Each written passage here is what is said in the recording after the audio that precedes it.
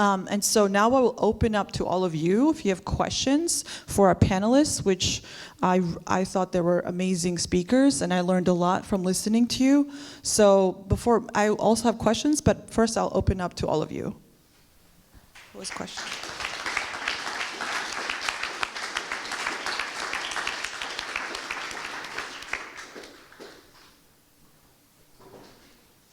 Yes. Do you want to come up here?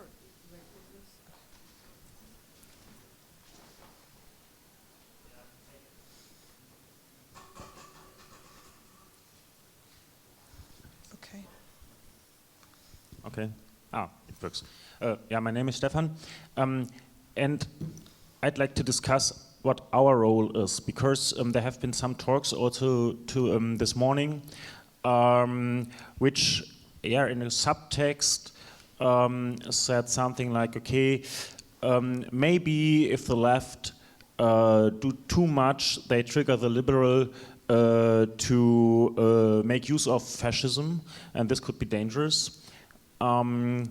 So as a consequence, to play Mikado and don't move too fast, or just move one stick at once, or what should the consequence be? What I have in mind is a talk of a comrade who's also here, but I think outside, who visited Cuba, and we talked, or we had a discussion afterwards. Why is Cuba still a socialist country, although it has been under attack for decades? And one answer was its internationalism. And this is also a reason why I'm a bit suspicious about some claims here that nationalism is not so much a problem. Maybe it's not a good idea to resolve some states, but maybe we should have a more active internationalism to be able to go ahead without triggering the fascists.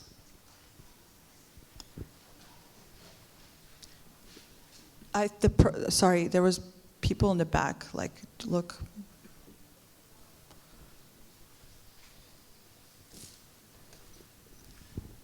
Hello, my name is Philip. Thank you very much for the inputs. I have a question or two questions to Salvatore. Could you say something about the role or influence of Germany into the situation of Italy? And maybe in an economic way, but also political way. And if Germany plays a role of increasing the pressure on Italy for austerity politics and maybe also fascist movements, if there is a link. And the second question, maybe it's linked with this, is Italy maybe some kind of the weakest link in the imperialist chain? Because the problems and difficulties and contradictions in Italy, I think, are really not so easy to solve maybe. And it would be interesting if you think if there could be a kind of development like a situation where it's not so easy to get under control. Thank you.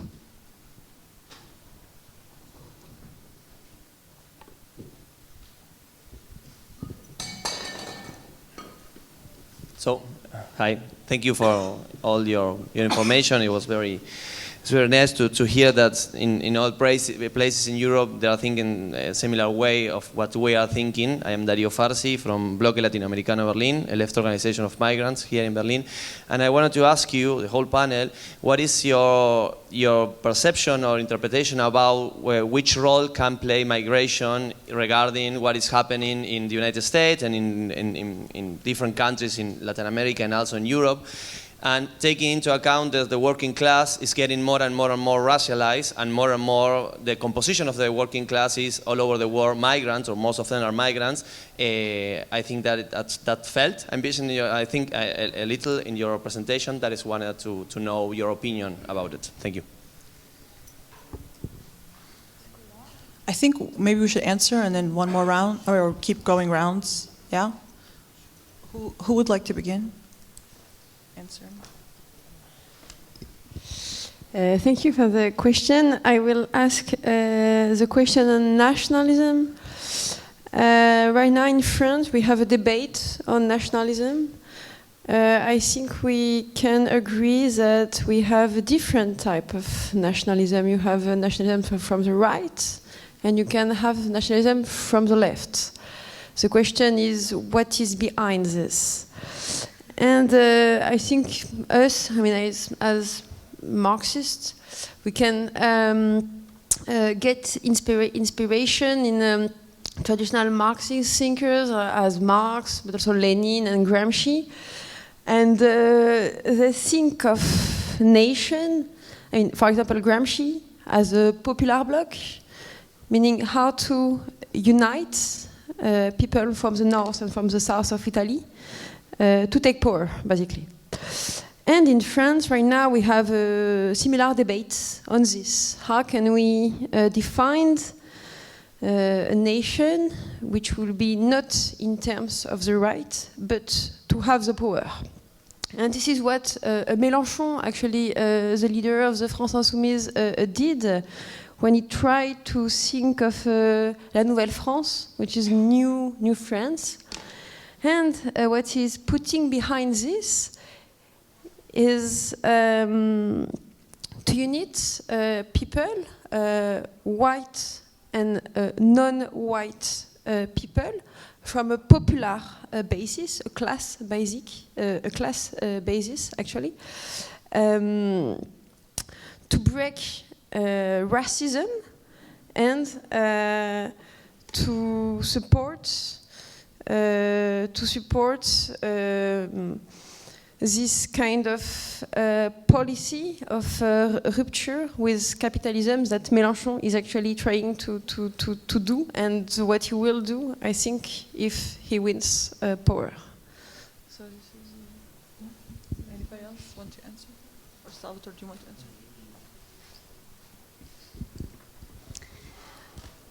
Welcome, Kike. So I was very interested in the question that you asked on the left. If the left does too much or goes too quick, it triggers fascism, and what should we do on the basis of that without triggering fascists? And I think we shouldn't be naive. If we go too far, we will trigger them, because what we are fighting for is actually removing their wealth and power from them. And nobody is going to give it to us slowly or nicely. And therefore, at some point, this history has taught us that it will always get triggered. And that is something we need to be aware of. How do we manage then to win? To me, is the real question, not whether we trigger them or not. How do we manage to win against them? And that depends ultimately with the strength of those revolutionary emancipatory movements that we have.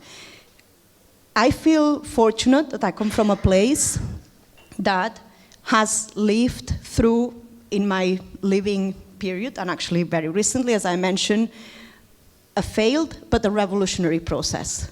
And it is a failed process, but it was a revolutionary process. And I think in our generation, that is quite difficult to have lived through in Western Europe. And it failed for a variety of reasons. And we can mention many of them. It failed, and as I mentioned, it has triggered fascism. Yes, of course. What else? It was going to happen. But it also, one of the reasons I think, amongst many others, not a single one, and that's where I think you're spot on, right, is that whilst many things were prepared, and actually society was prepared, which is something very difficult to achieve, it failed because we haven't worked enough and considered the internationalist angle. And because the internationalist angle is always difficult, it's difficult for Cuba, which, by the way, they did trigger fascists in the shape of US imperialism, and they've been triggering them for quite a while. But internationalism is hard for any revolutionary movement, but it's particularly hard for national liberation struggles in Western Europe. Right?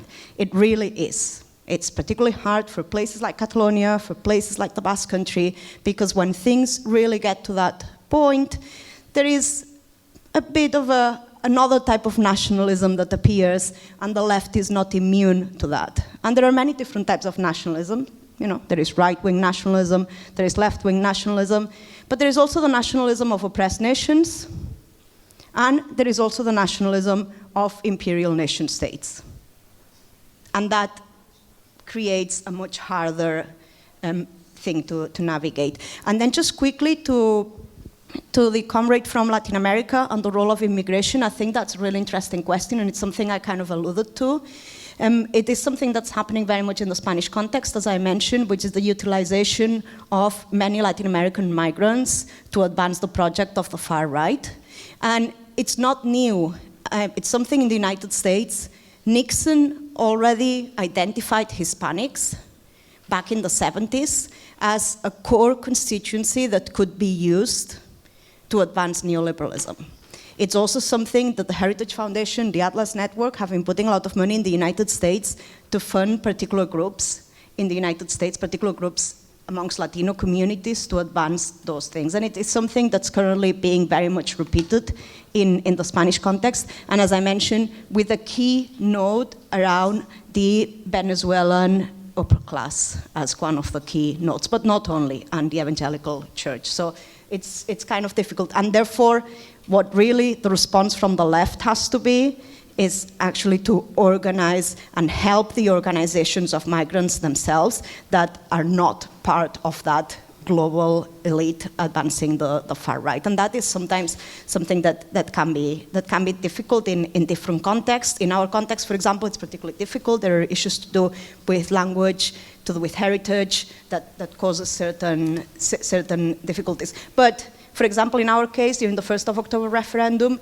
there were many migrant communities that participated, and not only participated, for many it was actually the first time they had the right to vote. Because it was said that people who were resident there, regardless of nationality, could vote. So it's funny that the first time, and the only time they've been allowed to vote, was the one that was repressed by the police. Question to you. Somebody asked you a direct question, so you have to. Okay. Thank you for all questions and remarks. I have a lot of stuff to say about the relation between Germany and Italy, but just to understand how it works, all the eastern of Italy works for Germany's factory. We produce little components of the sector of locomotive sector and automobile sector. So every time you have a crisis in Germany, it direct falls on this part of Italy, which is one of the richest part of Italy, one of the most racist one, and where the little companies are the strongest. That was created at the end of the 70s in order to avoid this big mass mobilization of the working class in Italy. They divided the big companies in little center of production, usually connected and managed by some ancient aristocracy workers in the previous factories. When I say this model that in Italy we call little is beautiful, is a political construction, and the bourgeoisie is not only, it's not so deterministic the way in which structure makes some politics. You have a kind of range of choosing. So this is the principal relation. Of course, we have for a long time, so that brings me to nationalism. In Italy, during the crisis of 2011 and the period of Greek revolution with Syriza, Greek uprising with Syriza and referendum, we had a lot of speech, even in the left part of, even a lot of old communists saying the problem is the Germany as a country. When you start speaking like this, you lose your class analysis, and you say the problem is Germany, and so Italy is, because Germany considers us as pigs, you know, Portugal, Italy, Spain, and Greece, so poor country in Europe that have to be disciplined by our politics in European Union. And so we have to create a kind of alliance between workers and Italian petty bourgeoisie, which is losing this capitalistic competition in Europe. Of course, this position was very wrong, was very mistaken, and was one of the contribution to disappearance of left in Italy, because of course this is the North League position that used a lot of a lot of rhetoric, like popular rhetoric. We have to defend our jobs, we have to defend our workers. Of course, what they want to defend is to defend their profits. So, of course, we cannot stand with big Italian bourgeoisie, which is a very Europeist one. As Marlène showed, Italy is one of the most Europeistic country, because of course you have a big pressure of big capital. But just to say, is Italy the weakest link in capitalistic chain? Even if it's completely counterintuitive, I believe so, in the sense that Italy has been this for a long period in Europe, because we were a country between West and of course East. We were very close to a socialist country. We have the biggest communist party in Europe, in Western Europe, and we are very similar for some aspects, as I heard this morning, to a country of the Eastern Europe. You have to think that Communist Italian Party passed from being communist, of course it was a statalist social democratic party, to being liberal. Like one days before the falling of Berlin Wall. So it was very quickly changed. We never passed in a social democratic phase. So there is a huge space for anti-capitalistic forces in Italy if we dare to see this space, because 50% of people in a country, 50% of people don't vote in a country where until 10 years ago, 15 years ago, voted like 90% of people. And this is our people, this is working class people. Last point about migration, just to understand how migration it's important and how it's connected with working class, and then I stop. Meloni, and this is very important to understand why I don't believe Meloni is fascist, or if not, we have to call fascist Starmer, the Danish chief of government, and a lot of politicians in Europe. Why? Because Meloni, just to make some propaganda, because migration arrivals with Meloni are more than before, okay? But she needed, because you cannot avoid migration. Of course, people is running out from climate changing and wars, so it's impossible to stop. You see how Italy is done. We have people coming up from everywhere, from the south of the world, so you cannot stop this. And Meloni just invented to create some expulsion center in Albania, just to show that we want to punish people who try to come in Italy, and we don't want to open center of expulsion on our territory, so we asked for Albania to accept our centers. This kind of craziness that all the system of law in Italy has refused, and so Meloni created this center, and now this center are void because it's impossible to bring legally people in this center. All Europe, I mean, even people from the left or Labour Party said that Meloni was right, that this is a good example, we have to follow Meloni on this. So you can understand how migration is a field of subjectivation in terms of politics, and I would say even from our left part, Because, just to give you some good news, I mean, in Italy, we had struggles, conflicts between workers and capital that was winning during the last 10 years, and it's above all in the sector of logistics. In this sector, the biggest part of labor force is migrant, like 95%. These people cannot do like Italian people, just I have very low wages, so I ask to my family, or I can afford it because I have my house bought by the generation of my parents. Okay, they cannot do anything except fighting. They have to fight, and they won a lot. You have to think that average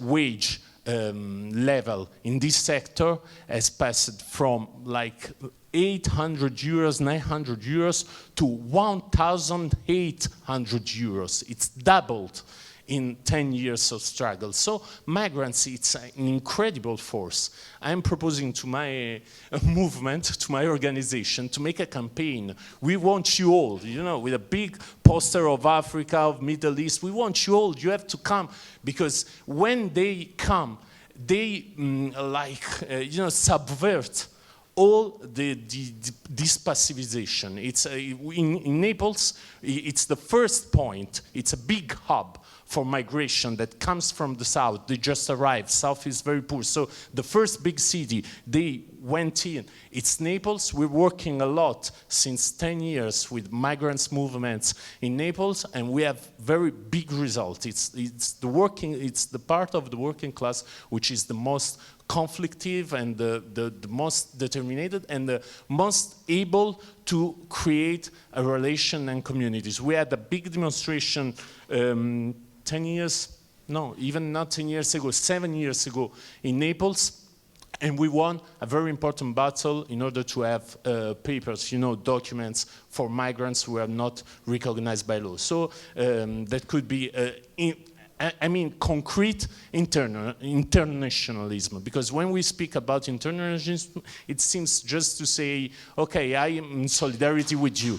But concrete internationalism means that I have to study my value chain and how my productive system works, and I have to advise you in Germany when we have a struggle in Italy in this sector. You have to block this for me, and you have, and of course I have to do this the same for you. Like we saw workers in the port of Genova in Italy blocking weapons going to Israel. That's the kind of internationalism we need. Thank you.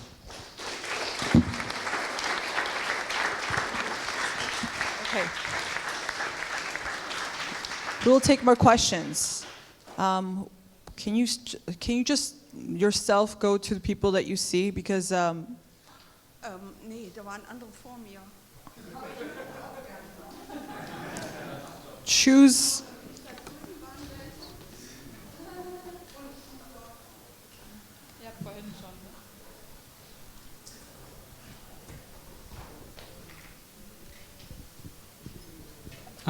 I wanted to reflect on what Sopo mentioned earlier about the attempts of the so-called West to revise Georgian history. As per my knowledge, there's also a research institution in Georgia, in the capital, Sovlab, which is funded by the National Endowment of Democracy and Heinrich Böll Stiftung, which is an example of the German Green Party in historical revisionism.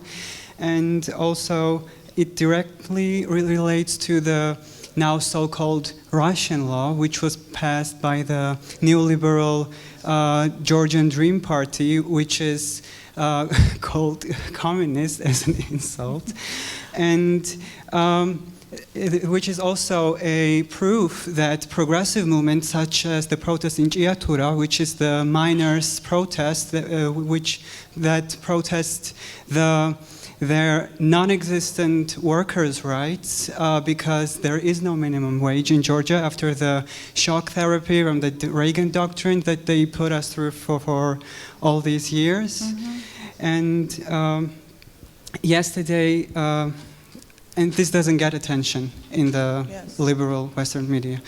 And also, yesterday we talked about building international solidarity networks and how can it be made possible that there is an international solidarity networks that works and addresses these issues in Georgia and make sure that not only the less significant protests get attention. Yeah, great.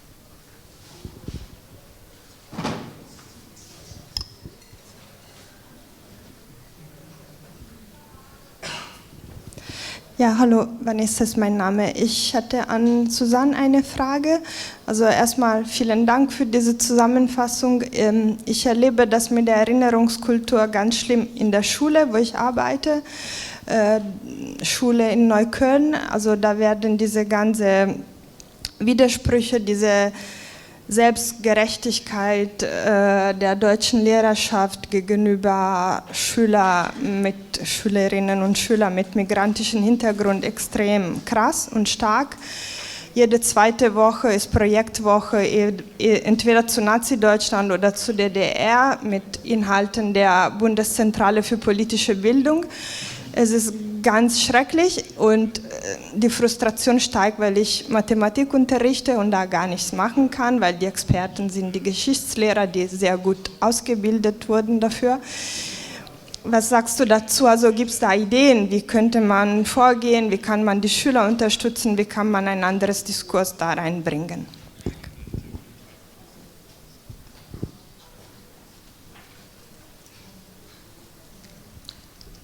Maybe 2 more questions and then we'll answer. I have 2 questions about Italy. The first question, can you give a brief description of the present-day existence of communist parties or Marxist currents in Italian politics? And what are the differences in their appreciation of the present situation and of the ways to fight the reactionary development that has been in course during the 21st century, so to say. The second question,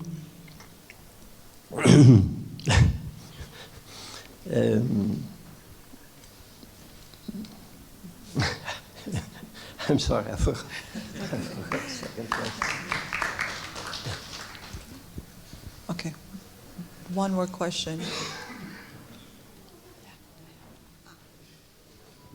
Thank you. Thank you to Susann Witt-Stahl. Ich mache in Deutsch weiter. Also erstmal wollte ich dir ganz kurz auch danken für deine journalistische Arbeit in Bezug auf den ukrainischen Faschismus und dessen Kontext in Deutschland. Also das ist für mich eine wirklich super journalistische Leistung. Und meine Frage in Bezug auf deine Erläuterung heute ist, du hast die DDR überhaupt nicht erwähnt.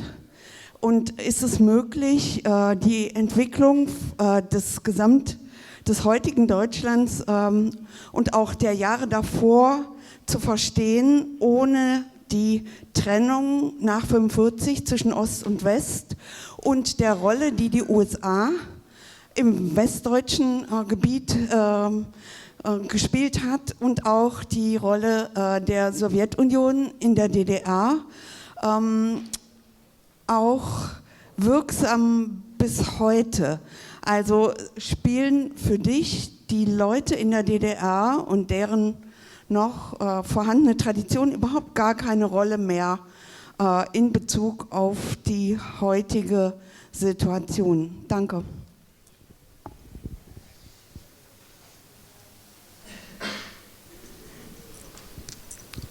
Okay. We will answer, and then if we have time, we could take more questions, but we will finish in 20 minutes. I will answer the first question about Georgia. So the organization SovLab that you mentioned was mostly funded by USAID and all the other affiliates that USAID, like NED, that it funds. I found it quite amazing when Trump cut off USAID funding, how almost all of Georgian civil society collapsed. I was like, wow, really they do fund everything? Because I'm always like, maybe that's a little too conspiratorial, but no, it's like a fact. So when the funding stopped, they were like writing posts like, we can't pay rent, help us, you know? And I think we trolled them and other people trolled them, and then they like took down those posts, and then all of a sudden the German government and the French government stepped in to fund it. So that's and then since then they've been funding it. So that's one thing. Chiatura is a mining town. The mine is pretty much closed and now partially open. It's been this really frustrating and also incredible movement. I'm a labor organizer in Georgia, and I also do all this other stuff about, you know, combating revisionist history of the Soviet Union.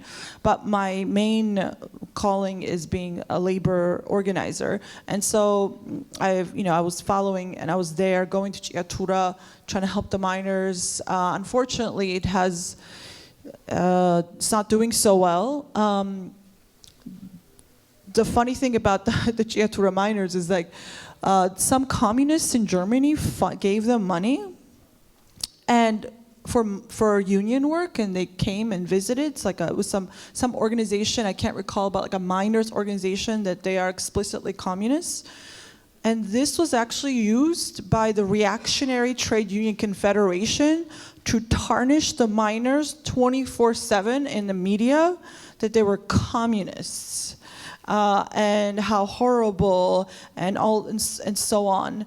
And there was this wonderful moment where one of the minor leaders said, you call us communists like it's a bad thing, yet you're the one, literally the building you're in is from the communist times. From the hotels you own are from the communist times.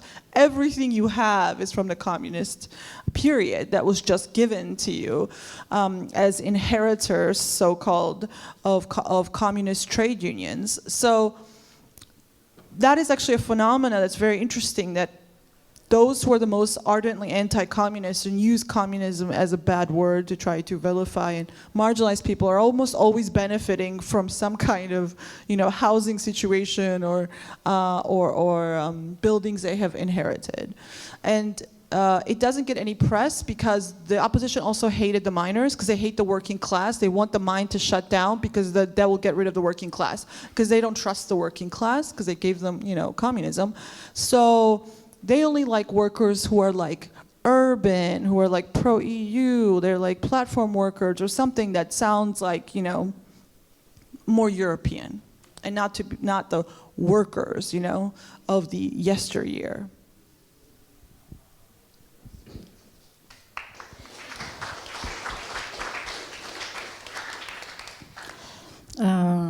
I prefer to answer in the language I'm asked. If there is a further question in English, I will answer in English, but for me makes more sense now to answer the question in German, which is asked in German. Jetzt hätte ich fast in Englisch weitergeredet. Zu dem Erinnerungsdiskurs und die Situation in den Schulen. Sie ist verheerend. Ich weiß das ziemlich gut, weil ich viel mit Schülern auch zu tun habe, auf einer anderen Ebene als der journalistischen. Ich kann nur sagen, ich glaube, das ist eine der härtesten Nüsse, die zu knacken sind, weil wir müssen sehen, dass die Lehrpläne sind komplett unter Kontrolle der Bildungsministerien und das wird sehr stramm durchgezogen. Da sind keine Spielräume. Ich weiß auch von Schülerinnen und Schülern, dass mittlerweile, also man merkt den reaktionär-militaristischen Staatsumbau sehr deutlich in den Schulen. Es werden nämlich auch von Schülerinnen und Schülern keine Widerworte mehr geduldet. Wer da abweicht, ich weiß es vom Palästina-Diskurs, von Schülern, die mir das auch mit ziemlicher Verzweiflung erzählt haben, dass da sofort eine Disziplinierung ist, wenn man nicht die Erzählung der Bundesregierung als Schüler reproduziert, wenn man da aus der Reihe tanzt, und Lehrer, die etwas liberaler sind, die stoßen dann bei dem Rest der Schülern an die Grenzen. Also mir sagen Schüler, die aus migrantischen Familien kommen, dass sie sofort als Antisemiten bezichtigt werden und beschuldigt werden, wenn sie zum Beispiel sagen, in Gaza findet ein Genozid statt. Also ich würde mal echt sagen, wir kommen da gar nicht ran. Das ist relativ illusorisch, würde ich mal sagen. Und ich glaube auch, dass Lehrer mittlerweile ziemliche Angst haben, da aus der Reihe zu tanzen. Was ich aber finde, da können wir uns nicht aus der Verantwortung stehlen, ist der Erinnerungsdiskurs in der Linken. Der ist nämlich in einem absolut verheerenden Zustand. Ich kann das zum Beispiel für die Linkspartei sagen.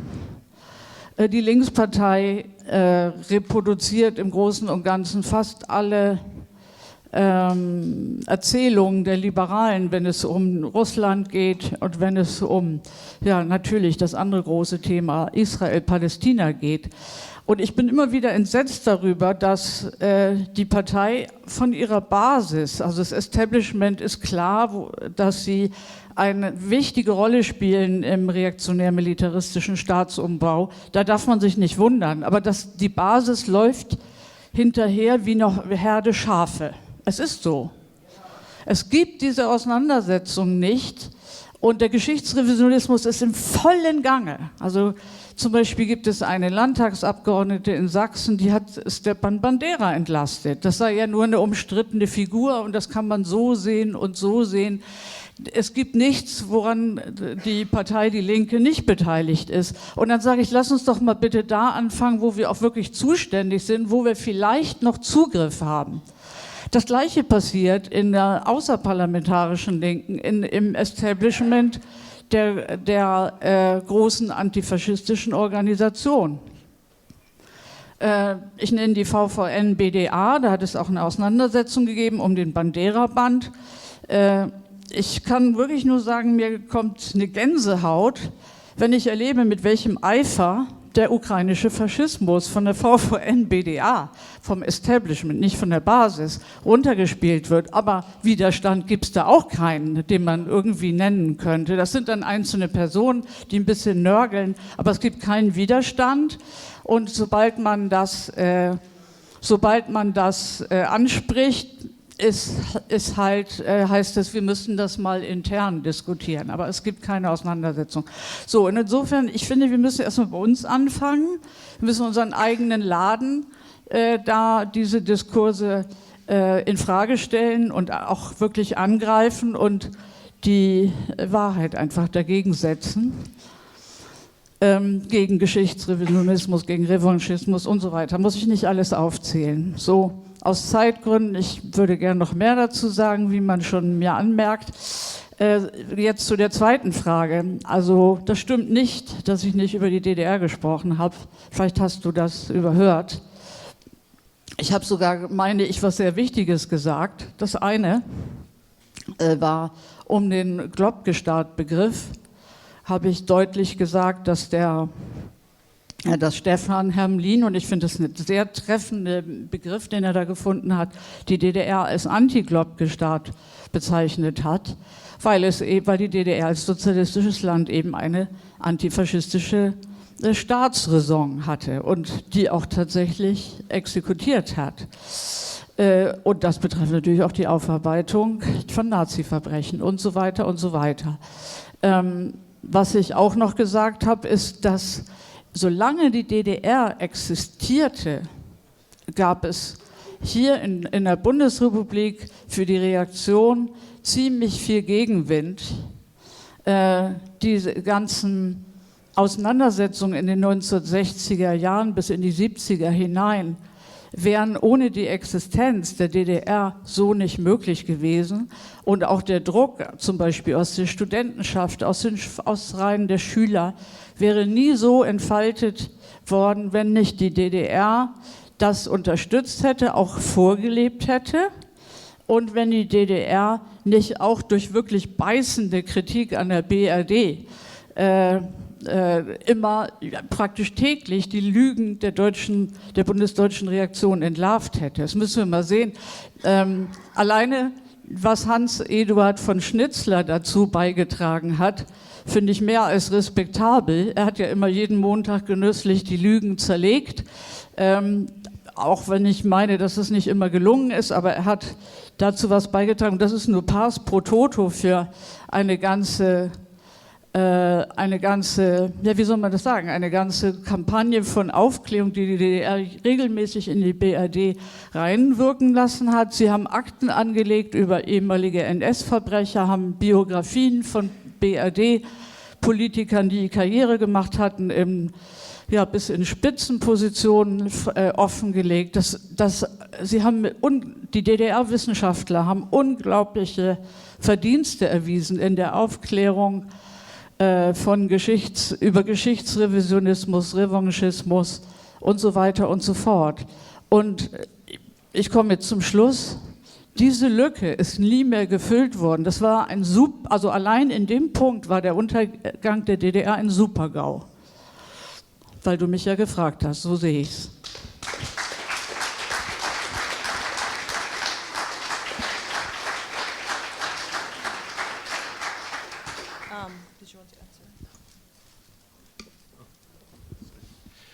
Well, discussion about description of Communist Party in Italy could take days, but I would start with a quotation always from Franco Fortini that I really need you read. He was a great translator of Bertolt Brecht in Italy, and he said, communism is so much broader than the parties that call themselves communist. And I think it's very interesting in the Italian situation, the most interesting stuff in struggles and communism as the real movement, as Marx said in the manifesto, the real movement that abolished the present. It's outside Communist Party. We have something like 10 Communist Party with a very little impact on society. So I never understood in my life. I come from social movements, but I always been communist. For me, theory it's very important, and it's very important organization. We started a new organization. But I cannot understand what's the point in starting a project saying I'm the true communist party. I am the communist party when you are a kind of 5 persons. A party is something of serious. I believe in a communist party, but for this, I think it's an historical product of a certain level of mass mobilization with a theory which is shared between the avant-garde of the real movement. So it's something complicated to build. That is not a prayer saying we have to expect one day in order to organize. No, you have to start with an organization, with a program, trying to putting people together, but without pretending to have the truth and to say I'm the real one and the other are shit. Even because in Italy we have a lot of communist party, but there's a big confusion. Maybe this guy, it's a very folkloric character in Italy. This guy, his name is Marco Rizzo. He started in the Communist Party of Italy, so a reformist one, the official but quite reformist. Then he passed in Rifondazione Comunista after the Berlin Wall. Then he split with Rifondazione Comunista on the right side in order to support the government of the center-left that sent bombs on Yugoslavia, on Serbia in 1998. So in order to support the NATO. Then this guy pretended to create a new communist party in alliance with the Cucue in Greece, saying, I'm the only communist party in Italy, like being the more anti-imperialistic. You know now this guy, what he's doing? He's always in television. He has an alliance, he's not communist anymore, he has an alliance with fascist people. It's kind of Berlusconi, you know, putting like young girls behind him and saying, you know, indicating the teeth of these young girls, saying these are the only bombs we love. You know, it's kind, you know, people is looking this guy at the television and he, you know, if this is communism, what is communism? There's a big confusion. I think we have to interrogate ourselves on the effectiveness on what we do, on the real impact on what we do. So probably, let's stop thinking about unifying communism and just lose a lot of time trying to unify things that people cannot understand. Let's get started doing some communist stuff. And then if you do some communist stuff, all the real communists will come with you because you are useful for our people. That's what I think. Sorry, it's not a good description, but if we start with the history of all little groups, I would say the great difference nowadays, it's about going with the center left or staying outside, even if from electoral level, it's very difficult to resist outside the institution. So you have a part of the communists that now they are going again with the center-left because Meloni is a fascist that we have to do the anti-fascist front, and you have another part who stay outside. Then you have different ways of stay outside because you have a way that dare to take all the society, which is outside politics now, and you have a way to stand outside just to say, this is my flag, this is my ideology, this is what I believe, like kind of, you know, witness of another time. I don't believe, of course, in this way.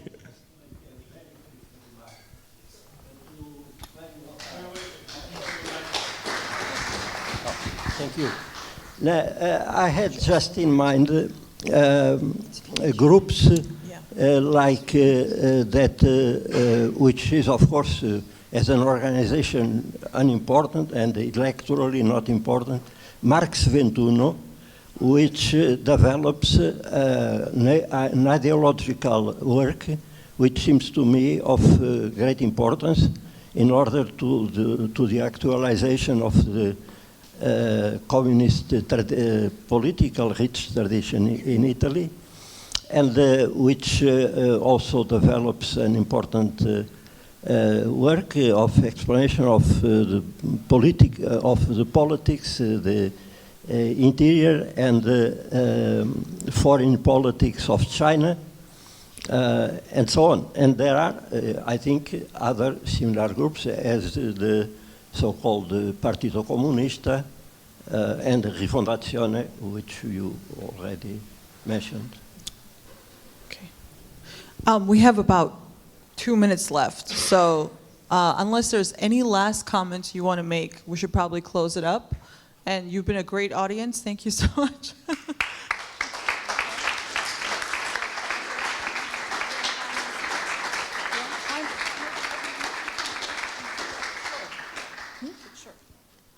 I'm asked to talk in short. I want to add one very important aspect I miss a little bit. We had yesterday a debate, or it was started a debate, but it was not finished, about culture. And I want to underline that culture is the main battleground of the fascists, and this is the battleground where they are most effective. Walter Benjamin, in his famous The Work of Art in the Age of Mechanical Reproduction, he explained it. I cannot reproduce it now, of course not. But I think if we don't face this fact, we will have more heavy defeats. And if we don't research more about culture industry as a tool of fascist mass betray and manipulation, then it can be too late one day. Thanks. Last comment? No, that's fine. Just quickly, in terms, I think two of the key ways of defeating the current internationalist reactionary, I think on the one hand is defending public services and try to re-municipalize as many of those privatized public services. Healthcare sectors in Europe are identified as one of the big investment opportunities for different types of global capital, and therefore defending the healthcare services that we have, I think, are kind of very practical, direct ways of ensuring that that stops. And also organizing communities very much at the local level. What I mentioned of the attempt to try and build a societal hegemony, the only way you combat that is by creating a true counter-hegemony at the societal level, and that requires a lot of work. We should end it. Thank you so much.